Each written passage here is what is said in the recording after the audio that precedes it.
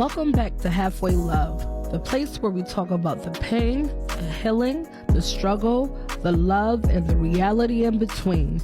Today's episode is deep.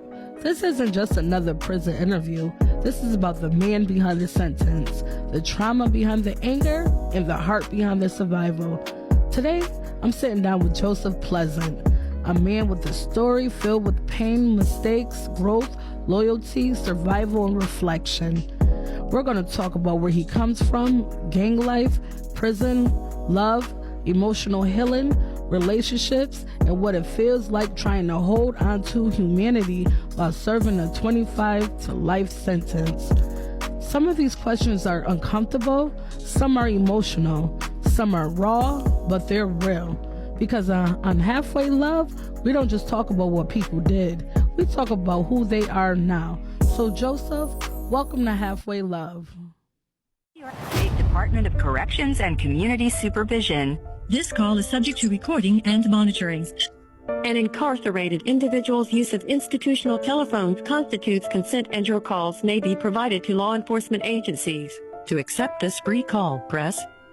Preventing suicide is important. If you have concerns during this call, please contact the individual's facility to communicate with them. Thank you for using Securus.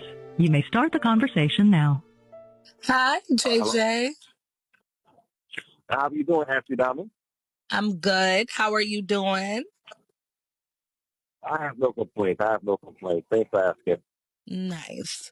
So, I want to ask you a few questions. Are you busy? Do you have time? For Halfway Love, I'm not too busy. All right.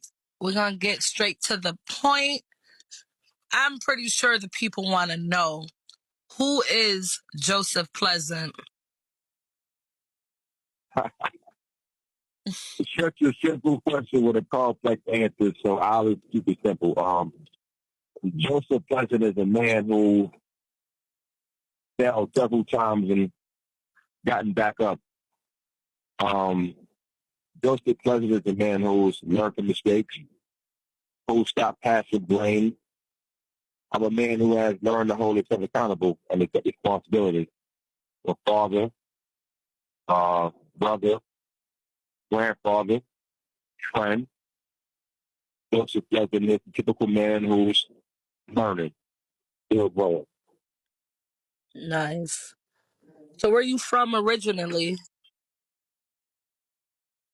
Harlem, Manhattan, Harlem, New York. That's Stand up. Hey. right. I know that's right. So I want to ask you, what was your childhood like growing up?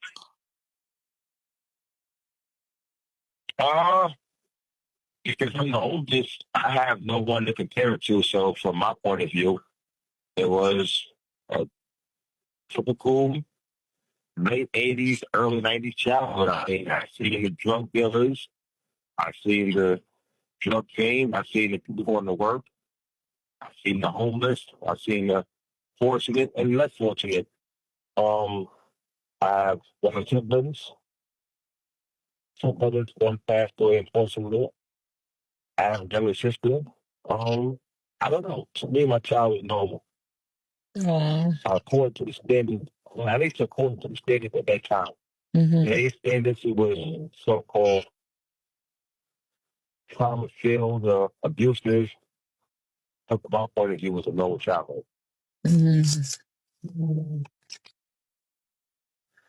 So, what kind of kid were you before the streets and prison? A straight A. I was always a straight A student. Even to this day, when I say college course, I'm still educationally sound. I'm very good with book smarts.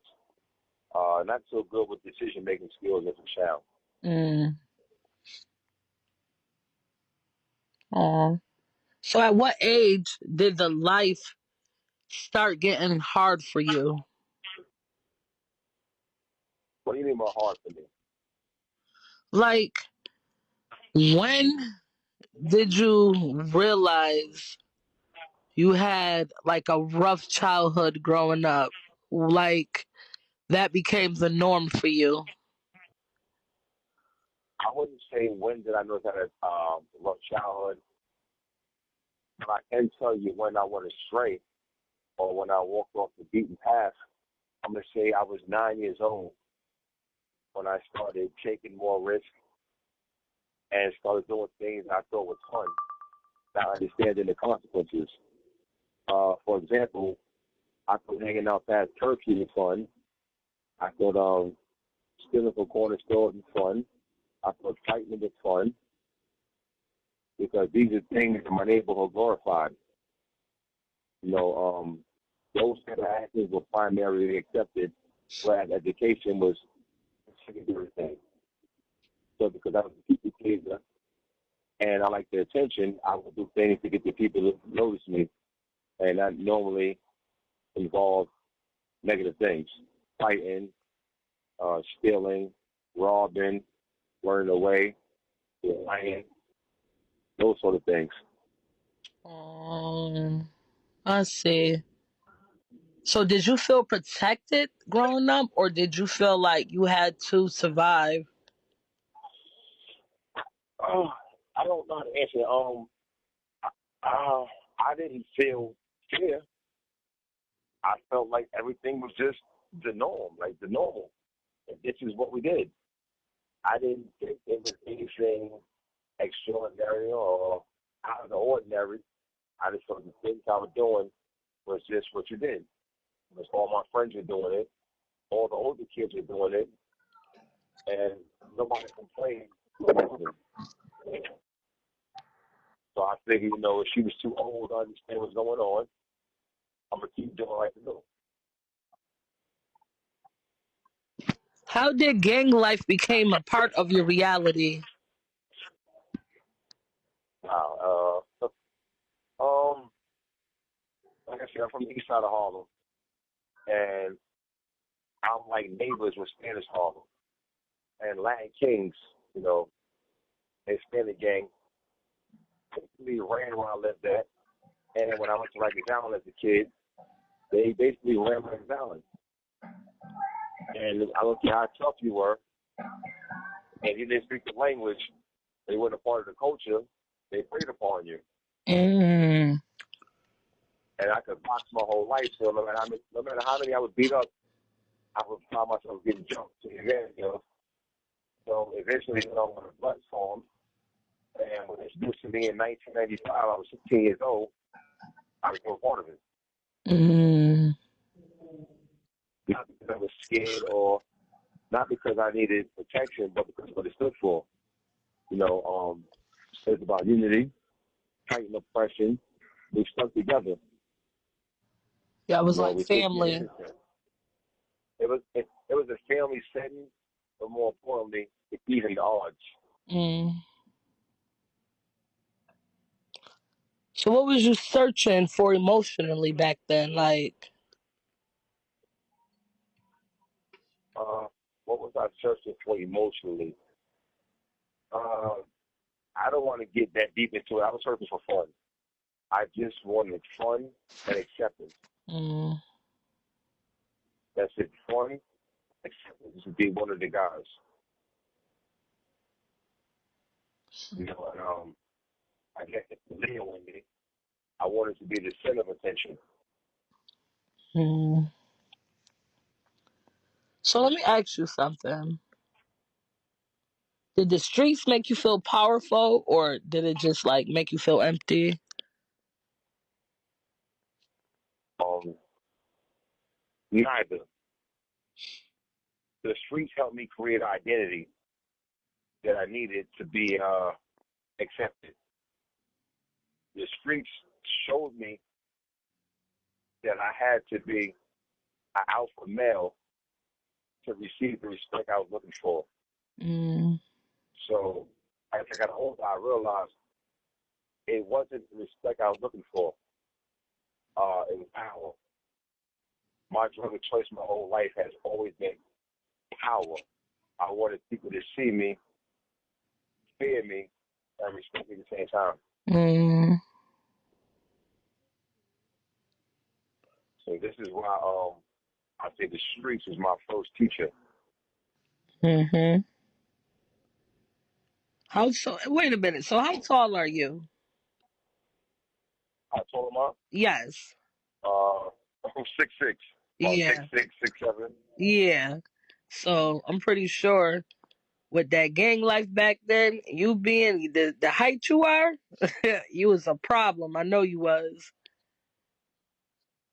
Uh, I've been tall for a long time, so to me, my height was just my height.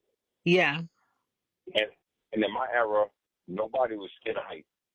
Mm, People respected people who could fight, or people who were just violent.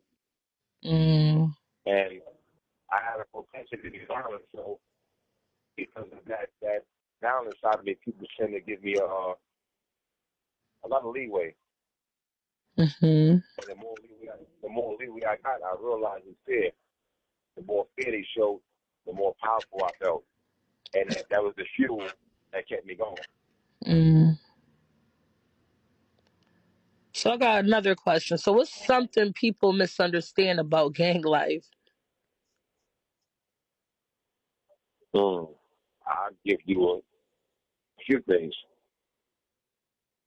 People tend to think that gangbangers are overly violent, Mm-hmm. have no family, um, they join possession, they're not educated, and when they're by themselves, they're cowards, they're soft. Mm. Do you think trauma creates angry men? Uh, it can, yes, it can. Trauma that's not understood can produce anger and frustration Mm. because trauma can cause you to be weak in some areas, Right. and when you don't know how to properly address your weakness, it can become very frustrating. And frustration leads to anger, where it's going to harm you. It's not the thing. You can be angry. So yes, it can. So what pain were you carrying before prison? Pain? I Mm-hmm. don't. I don't think I had any pain. Mm-hmm. You just got caught I up. mean, you know, I just didn't. I wasn't able to reason like I should be able to. Like I said, book smarts to me were easy, but I would never weigh my pros and cons from the beginning to the end. For example, if I had a problem with someone, my first course of action was fight. Right. But I never thought to ask myself, where could this fight lead? It could lead to injuries, it could lead to prison, it could lead to death. And am I built for this kind of stuff? I didn't think about that. All I seen was the instant gratification of fighting. So a lot of people ask me, with all the talents you have, why were you always in trouble? Did you learn? And I'm like, it's not that I didn't learn, it's that I didn't learn to think things through. Mm-hmm. Wow. So what moment changed your life forever? What moment changed my life forever? Hmm. One single moment? Like one main moment? Well, for instance, how did you feel hearing the sentence of 25 to life? Um, uh, it didn't hit me.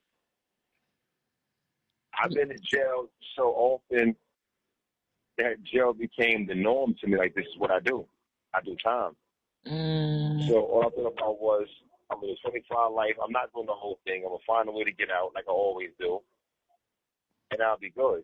hmm So the sentence the first thing I did was, okay, I calculated my age. I get out, I'll be in my 50s. From there, I stayed in up north, get my weight up, learn some law go early. That's right. What changed me wasn't the moment, it was the person. Mm. My son, Joseph Pleasant Jr., that's what changed me. Watching my son navigate through life without me. Shout out to And as a him. kid, yes, I love my son. And as a kid, telling myself I would never leave my son abandoned like my father left me. Mm. I would make sure my son know the joys of a father. Mm-hmm. And 20 times of life, that made me realize when visiting Florida that, oh my goodness, my actions didn't just take my freedom, it robbed my son of a father. Mm. So my son lost a father, not because of something he did, but because of my bad decision making skills, because of my selfishness, because of my greed. Mm-hmm. So my son is like the key reason why I realized I have to do better if I want better. That's right. Going to church made me realize it's not about me. I've been trying to do things my way my whole life, and it hasn't been working. I added God to the equation, and things changed overnight. Mm. I know that's right. Now, don't get it wrong now. Don't get it wrong. My walk was not a perfect walk. They say in the church that, we backslide. Well, I didn't backslide. I was a moonwalker. I was moonwalk. Mm. I took backslide to a whole new level. Mm. But, I learned.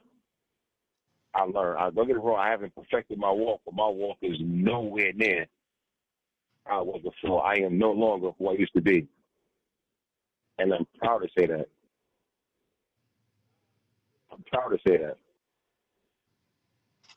I know that's right. So, what goes through a man's mind? Well, I'm gonna say your mind when you realize freedom might never be the same again. All right. The first thing that went through my mind once I realized that there's a chance that freedom might not be an option for me ever again was to Mm-hmm. make sure that the errors I made don't become the errors of someone else. Mm. So I use what brought me down as a tool to pick others up. Mm. And I feel the first step is the youth. I'm a big fan of the youth. When it comes to me, the youth, there is no disconnect. I get along good with them. Maybe because of how I dress or how I walk or because of my past. But whatever it is, I get along good with them. And I use myself as an example. And I'm not ashamed to admit that who I was supposed to have been in my eyes, I failed. But thanks to them, I'm a success story. Mm. So I don't chart my success off of how far I got in life or how far I failed. I chart my success now off of how many people I have helped. How many people I took from the bottom and helped put the totem pole. Mm. My success now is other people's success. So I succeed when you do better. That's right. So, what's been the hardest part about prison mentally? The hardest part about prison mentally, the hardest part for me is knowing that I changed, knowing that I'm nowhere near the same person I was when I was never be that man again. Knowing that if I was given one more chance, I would shock the world. I won't get that chance because of my sentence. Knowing that the world is unforgiving, and no matter how much I change, I have to do my time. Right. That's frustrating, knowing I have so much to offer, but I'm confined to this. Mm. And And there's a chance that when I do get home, I'll be too old to put my skills or talents into motion or to action. That's frustrating. Watching time pass me by. Okay. What's the loneliness moment you've experienced while incarcerated? So the loneliest moment. I mean, I feel like I'm my own best company, so I've never been lonely. But my mother died September 25th, 2024. That was the loneliest moment from like my entire life. I'm sorry to hear That was that. the one person. Thank you. That was the one person I could tell anything to. Anything. Um, that was my biggest fan, my biggest supporter. The one person who never gave up on me. The one person who seen my growth and knew I was telling the truth when I changed. While everyone else said, you know what, Jay, you've been singing the same song. You're fronting again. So losing her was a lonely moment. That's when I realized that I have to keep going, whether the world believes me or not. That's I right. believe me. So, how do you mentally stay strong? Prayer, prayer, prayer, prayer, prayer. And accepting the fact that while I can fix some things, I cannot fix everything. Everything is not in my realm of fixing or healing. I'm okay with that.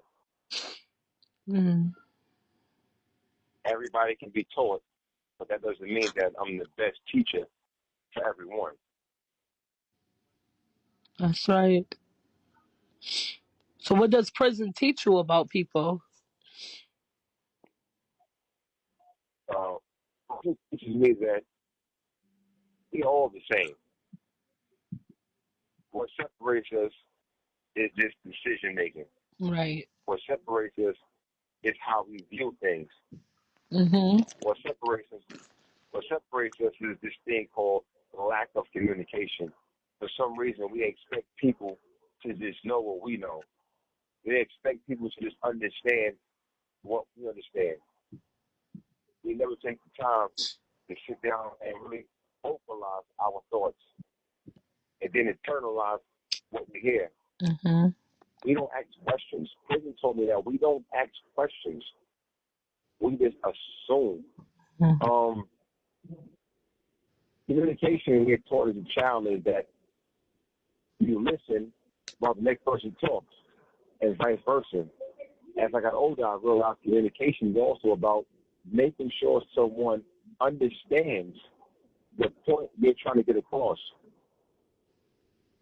It's my duty to make sure that whatever I say, they understand. And I do not leave that person until understanding has been reached. If it takes me an hour, I have to ask you each time, do you know what I mean? Every time you say yes, I want to ask you, explain to me Mm-hmm. what you think I mean That's right. until that person gets it right. That's Once right. they get it right, I can walk. Once they get it right now, I can say, you know what? Whatever decision you make, it's on you now because you knew what I meant.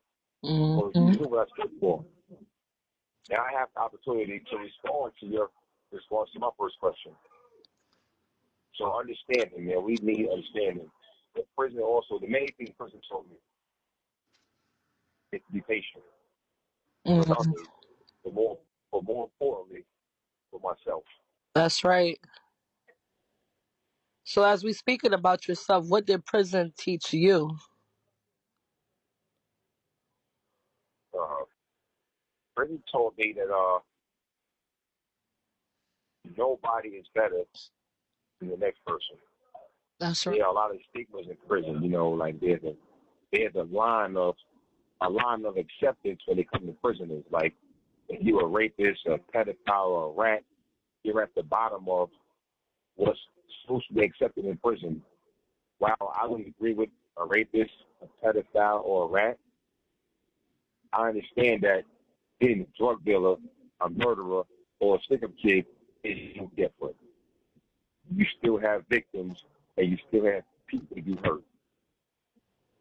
And me being a Christian, I understand that if you are a pedophile or a rat or a rapist versus a murderer, robber, or drug dealer, if you don't fix yourself, you're going to hell. And there's no penthouse in hell for a drug dealer Mm-hmm. and a dungeon for a rapist. Hell is hell. Mm-hmm. So prison taught me to spend my time fixing me and not breaking other people. That's right. Have you forgive yourself for your past?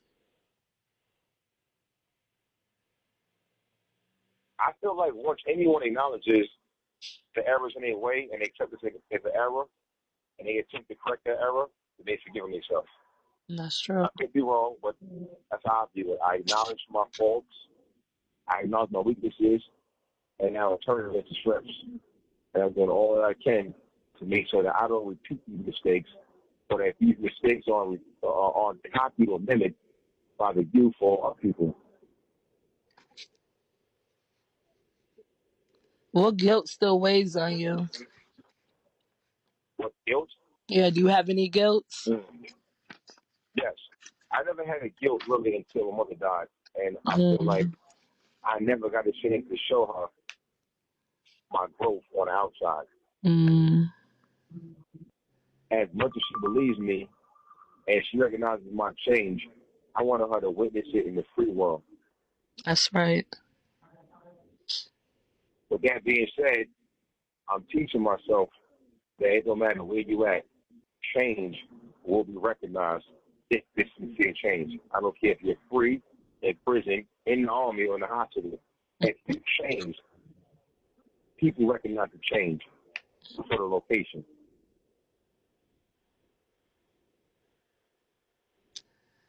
So, what keeps you going during dark moments?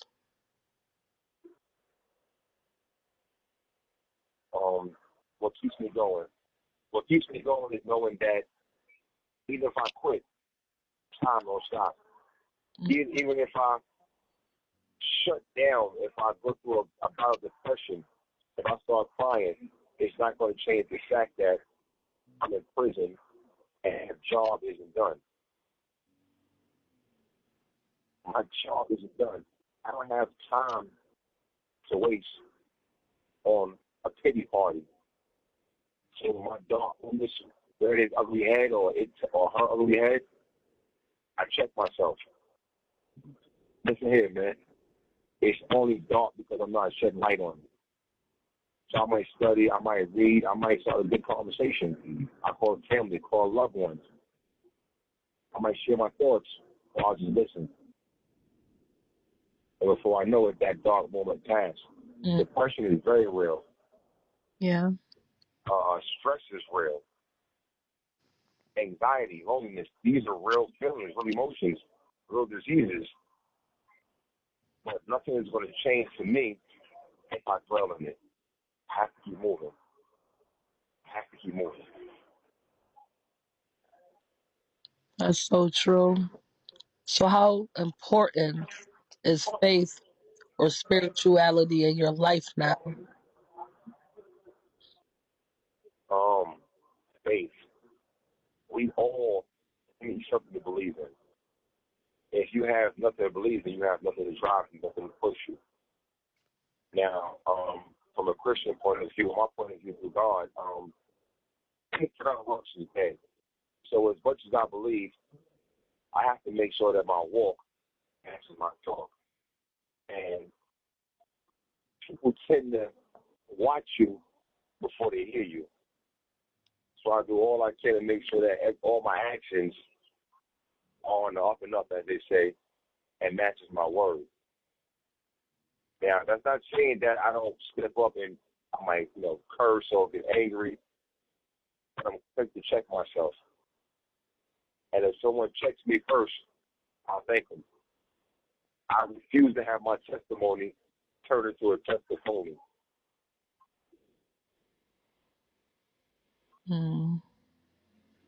No, that's right. Well, I really want to know, how has prison changed the way you think about love? This is a whole different part now, what we're going to discuss. Love, love. Um, has prison changed the way I look at love? Prison hasn't changed the way I look at love. Um, I understand that love is, it has many different definitions for different people. Uh, what I will say is that prison has the way of. You have 1 minute left. Well, this is what we're going to do. Sorry to cut you short. We're going to do a part 2. This is part 1. This is Halfway Love, where we talk about life, relationships, healing, prison, struggle, growth, and everything in between. I'm Ashley Diamond. Until next time, protect your peace, heal honestly, and love carefully. Be back to part 2. State Department of Corrections and Community Supervision. This call is subject to recording and monitoring. An incarcerated individual's use of institutional telephones constitutes consent, and your calls may be provided to law enforcement agencies. To accept this free call, press 1. Preventing suicide is important. If you have concerns during this call, please contact the individual's facility to communicate with them. Thank you for using Securus. You may start the conversation now. Hi, JJ. How you doing? Ashley Diamond? I'm good. So we left off on part 1. This is part 2 of Halfway Love with Joseph Pleasant. So I asked you a little while ago, what does being in love mean to you today? So what does a healthy relationship look like to you? What does a healthy relationship look like to me? That's ooh. For me, all right. Like gumbo. So a bunch of ingredients that come together to make a tasty meal. You need loyalty, trust, understanding, forgiveness, patience, sacrifice, compromise,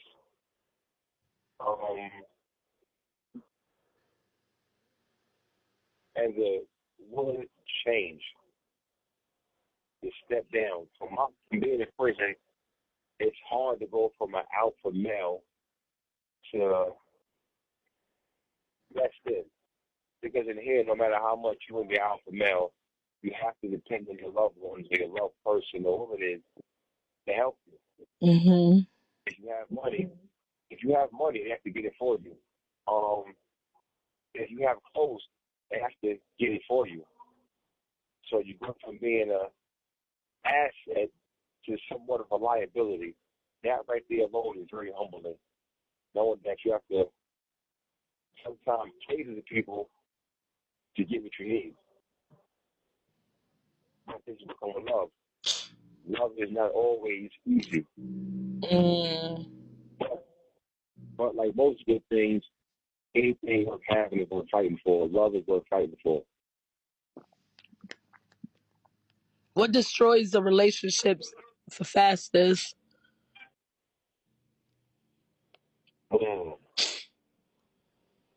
What destroys it the fastest?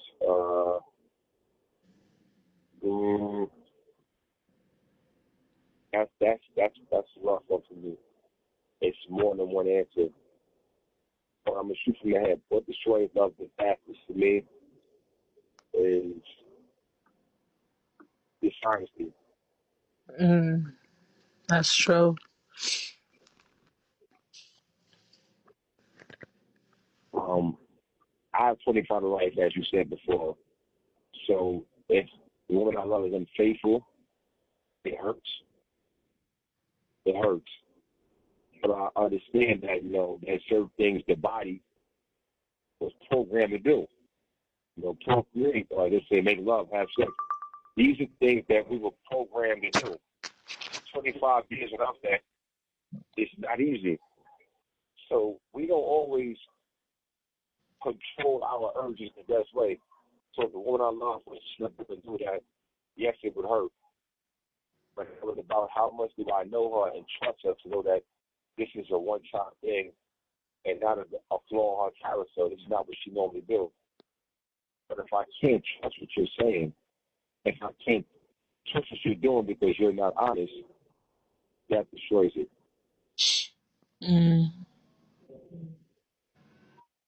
If you tell me something and I have to question it, or I have to ask someone to look into what you're saying, then trust is gone. Yeah. If there's no trust, there's no us.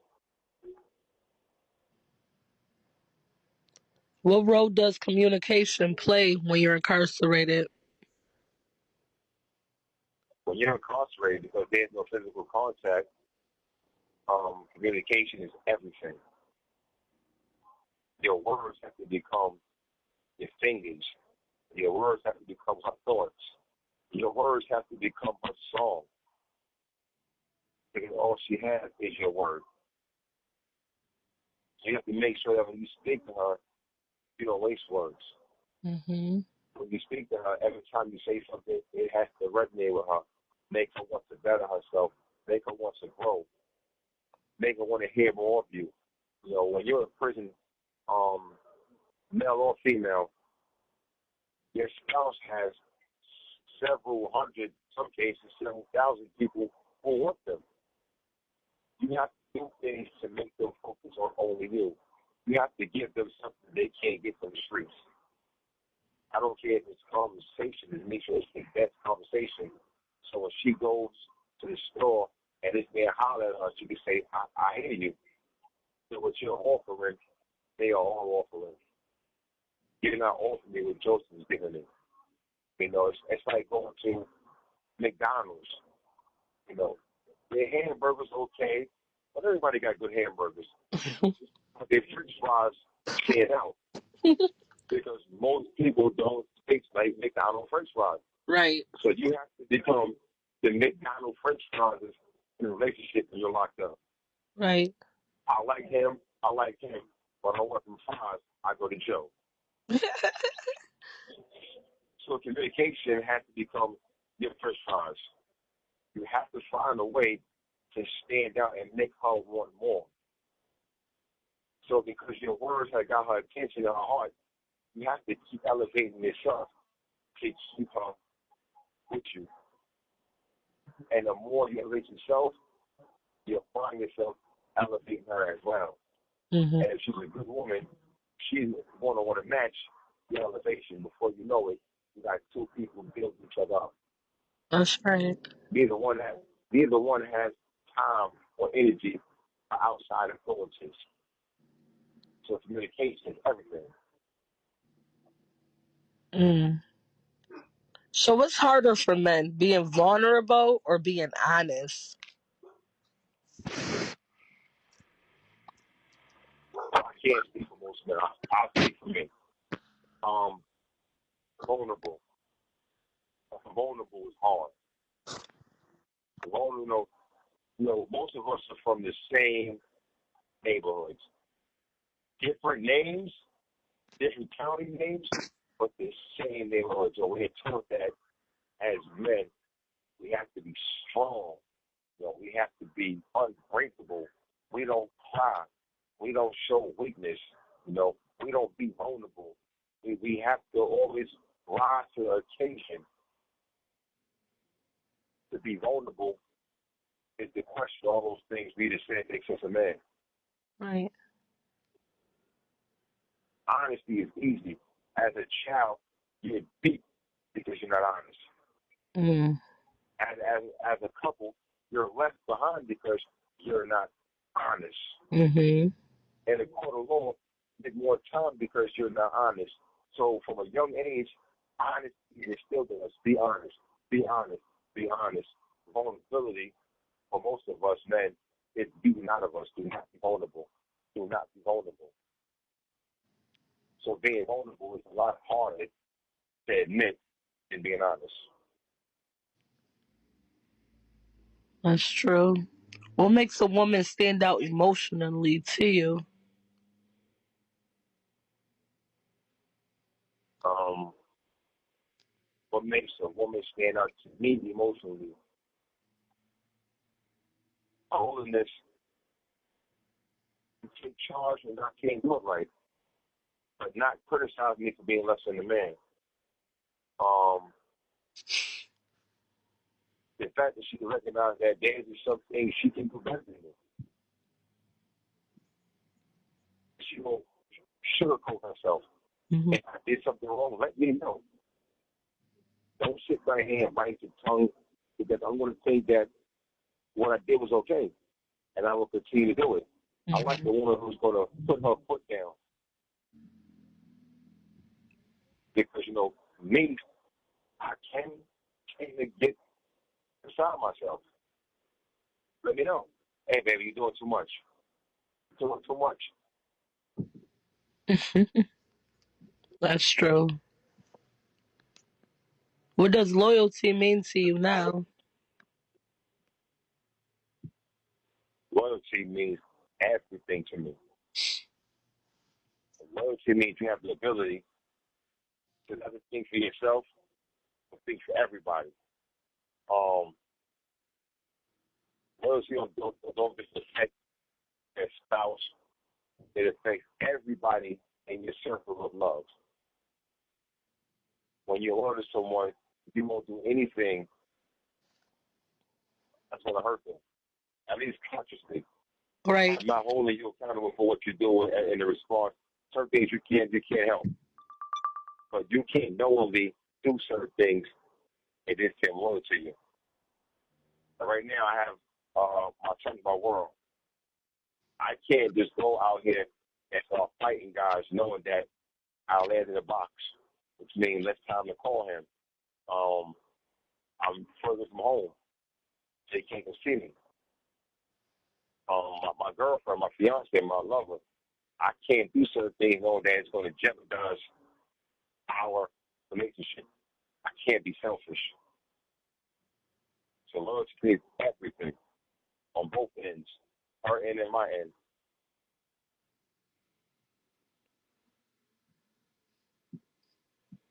Have your views on women changed over time? Have I said it again? I said, have your views on women changed over time?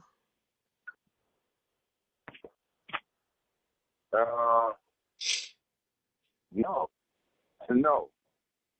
Let me just say that my views of women changed over time would mean that I put all women in one category. Every woman is different. Mm-hmm. Got that right. Every woman responds to things differently. So Mm-hmm. my view for myself has changed, but I can't speak for all women. I just know that the older I get, I start to expect and want different things from women. So I'm not going to say women changed. I changed.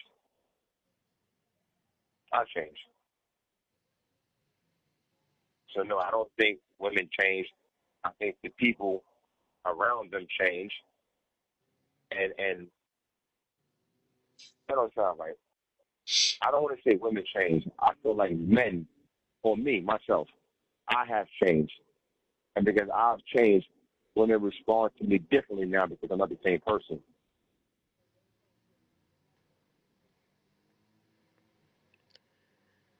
So, does anything scare you about relationships? And if so, what scares you the most about being in a relationship? It, if anything scare me, Or do you have a outside fear? of outside of maybe catching a disease that I can't get cured of, Right? no, nothing really scares me. Nothing, because I tend at my age now to go into things with proper understanding. And I also understand that you could love someone, and as you grow and change, you're no longer that person they fell in love with. That's right. So I don't think she changed or she hate me. It's that I was this Joseph. I've educated and cultivated, and now I became this Joseph. She don't want that one. That's how she fell in love with. Men in the same way, we'll love you because you're a pushover. One day you can tie in a pushover. We don't love you no more. We're not mad at you. It's just the person you was. You're not that no more. Now that right. So with that being known, I don't have no fears in any type of relationship. Do you think Yeah, prison? Oh, I'm sorry. I didn't know you were still talking because I had wanted to know, yeah. as far as the relationships, do you think it changed the way men express love?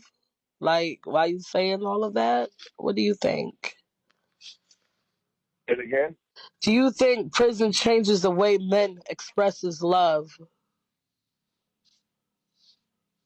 yeah, Yeah. yeah. It once again, prison strips you Yeah. of everything. Mhm. Yeah, prison strips you of everything. So yeah, it does change. It does change that. Yeah. Definitely.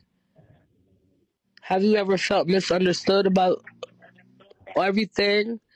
Like misunderstood by the world with all sorts of stuff that you go through on a daily?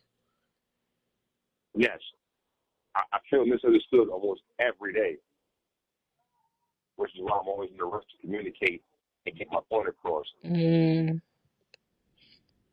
I'm not asking to. I'm not asking to be liked or agreed with. It's understood. what do you want people to understand about incarcerated men, or what do you want people to understand about Joseph Pleasant? Um, I don't want. I need them to understand that everyone in prison is his own person. Do not let the success or failure of someone in prison make you put us all on the same playing field. Everyone that came home and did bad shouldn't reflect everyone that's coming home. And everyone that's coming home doing good shouldn't be expected of everyone that's coming home. That's right. You have to treat each one accordingly. Um, don't hate us all because one person did bad. And don't mistakenly love us all because one did good. It's like, prisoners are like jelly beans. Sometimes you get a good flavor, sometimes you get a bad flavor. That's life. But afford us all the opportunity to show you that we are who we are. I can't be Tommy. I can't be Jerry. I can only be Joseph. So if you're going to help me be the best version of me, don't leave me alone. So all I ask you to do is accept us and help us. We all ain't going to be great. We all not going to be great, and we will not all be a failure. But get to know us before you pass judgment, whether good, bad, or different. Get to know us. Mhm. My community should not dictate who I am as a man. That's right. A bad decision does not make me a bad person.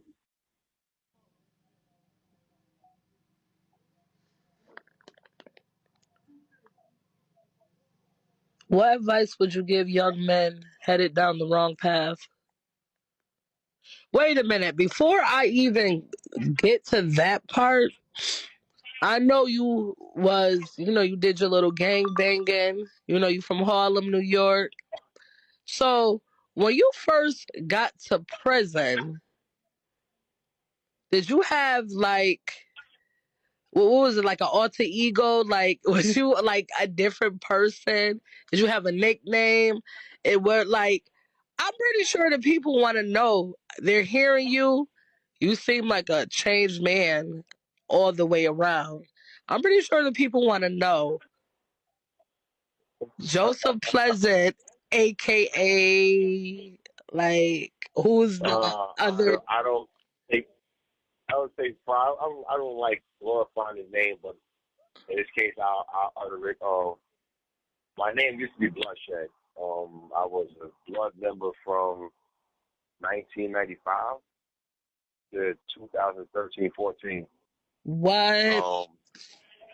Yeah, I mean, the name was given to me by rival gang members, Land Kings. You know, that's how they marked me. Bloodshed, bloodshed, and a lot of guys have come along and taken that moniker and made it their name now. I don't care; they can have it. All right. There's a lot of badness attached to it. I don't care about, but that was my name, Bloodshed. Oh my God. So, do you want to elaborate more about bloodshed, or do you want to just know that he was just that person and he was like that? Um, I came to prison in the '90s where violence was like really expected, glorified. Being blood, we were not really accepted by too many people we knew. Mm, We were the new dogs in the kennel. So the best way we got named known was through violence. mm, Things that we could solve with words, we chose to solve with weapons or fists. But I said boxing is my go-to move. But that didn't work weapons. I came to prison at 18. I was a lot smaller, not height-wise, but weight-wise. Than most of the Hispanic guys. They were bigger and stronger. So I realized punching wasn't ideal. So it became weapons. mm, So it became a game to me to go to the box over and over for violence. mm, And the more you went to the box, they would ask you, "What's your name?" My name, Bloodshed. So it got to the point to where my name was associated with box time and violence. And of course, the popularity came. So I fell in love with the popularity, the attention, the power. Once again, the power it brought. mm. Because I didn't see brothers. I didn't see family. All I seen was different color bandanas, Mm, different ideologies. All I seen was pain from Rikers Island, stories I heard about. Keep in mind, these are not stories I investigated. It's just things I heard about, and I believed it and ran with it and made a bunch of enemies and scarred a bunch of people. I got scars on me behind something that was minute. wow. So, with all that being said, what advice would you give young men headed down the wrong path? Um, the advice I would give young men headed down my path is mm, stop, listen, and ask questions. Mm-hmm. Once you get the answer, research that answer. Mm-hmm. Don't believe everything you hear. Don't believe everything you're seeing until you know it's what you're really looking at. Because people have a way of showing you something, and you swear this is really real. No, they have found a way to sit right here and fix an image to make you see what they want you to see. Before we had AI computers, we had masterminds in prison who had AI do mind tricks, or they call it Jedi tricks. Don't be a victim. It's easy to fall prey. Don't let people praise you for what you can do with your hands unless you're building something positive. Everyone can fight, some better than others, but everyone can't think and talk properly. That's Be that person. that's right. That's right. You know. If you You could, know. I like oh, to I'm say. sorry. Go ahead, sweetie. I have a saying. I feel like as brothers in prison, we have to keep our guns on safety Yep. and our brains on rapid fire. Mm-hmm. That's right. If you could speak to your younger self, what would you say?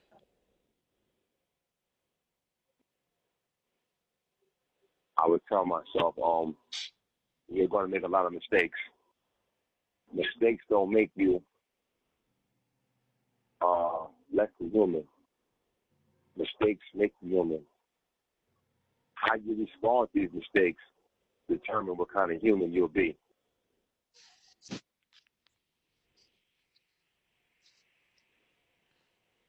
That's simple.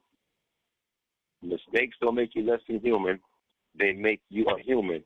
How you respond to these mistakes determine what kind of human you'll be.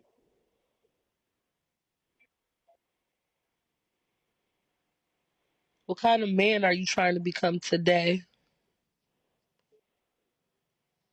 Um, Someone that's uh, respected for all the right reasons. That's right. Someone that's someone that enjoys teaching.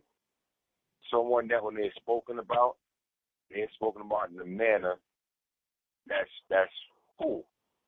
That's almost like, I don't want to say praises, but it's accolades. It's applauded. When they hear your name, they smile.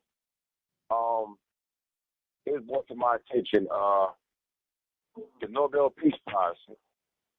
You don't know what that is. This is people who do works or write literature to promote peace and prosperity. That man at one time was called the Merchant of Death because he helped discover dynamite and nitroglycerin, and people, thousands, died behind his creation.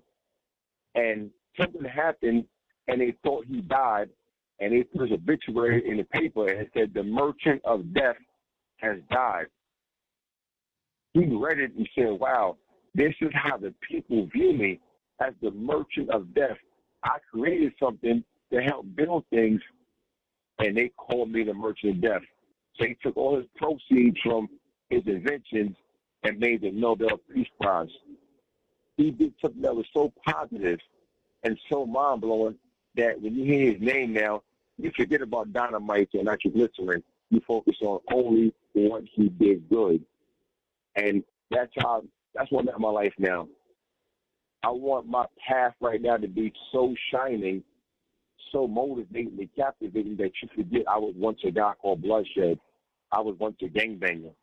I was once a menace, a drug dealer, a robber. That's my goal, to make sure that my walk right now wipe away all my prior footsteps. That's right. That is right. So, what does healing look like for Mr. Joseph Pleasant? The healing looks like my son saying, "Daddy, I love you." Aw. Healing is when my daughter says, "Daddy, I love you," and my grandkids say, "Hey, Papa." Aw. Healing to me is when the young guys come and say, "Hey, OG, how do I do this?" or "How did you survive this?" Healing is when I have a chance to speak my mind and revisit my past on halfway love. This is healing right here. Mm, that's so dope. What keeps your spirit alive despite your circumstances? Yeah, I mean, where I'm at doesn't dictate who I am.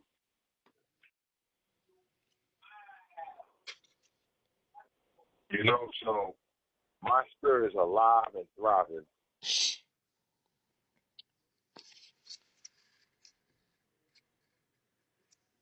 What message do you want to leave?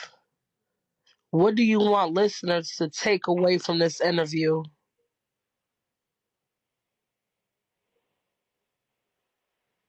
Um, it's a question I ask a lot of people. Uh, I'm pretty sure, Miss Diamond, you can drive, right? Yes. And I ask people all the time, what is the most important part of a car?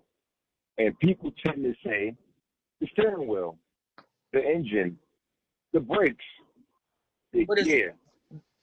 the gear? The actual answer, the actual answer is the windshield. Because no matter how good the gears work, the engine, the motor, the brakes, the steering wheel, if you can't see what's in front of you, those things are useless. That's right. And that's how our life is. Our life is that windshield. We have to focus.